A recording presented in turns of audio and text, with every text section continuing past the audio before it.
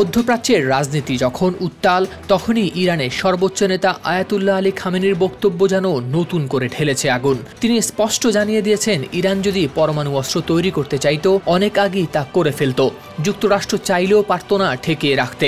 একই সঙ্গে যুক্তরাষ্ট্রের সঙ্গে ইরানের পরমাণু বিষয়ক আলোচনার ধারণাও নাকচ করে দিয়েছেন তিনি। সংবাদ মাধ্যম আল জাজিরা ও মেহের নিউজে প্রকাশ করা হয়েছে এই তথ্য। বিশ্বের নজর এখন ইরানের পারমাণবিক কর্মসূচির দিকে। আন্তর্জাতিক চাপ, নিষেধাজ্ঞা, কূটনৈতিক টানাপোড়েন সবকিছুকে উপেক্ষা করেই খামেনি সাফ জানিয়ে দিয়েছেন, ওয়াশিংটনের সঙ্গে আলোচনায় বসার কোনো ইচ্ছা নেই তার। তিনি বলেন, আলোচনার টেবিলে গেলে শুধু ইরানের উপর আরও চাপই বাড়বে, শিথিল হবে না কোনো নিষেধাজ্ঞাই। সম্প্রতি মার্কিন প্রেসিডেন্ট ডোনাল্ড ট্রাম্প একটি চিঠির মাধ্যমে প্রস্তাব দেন ইরানের সঙ্গে নতুন আলোচনার, কিন্তু খামেনি সরাসরি প্রত্যাখ্যান করেছেন সেই প্রস্তাব। তিনি মনে করেন এটি মূলত একটি রাজনৈতিক চক্রান্ত, যার মাধ্যমে যুক্তরাষ্ট্র বিশ্ববাসীর সামনে নিজেকে শর্তহীন আলোচনার পক্ষপাতী হিসেবে তুলে ধরতে চায়।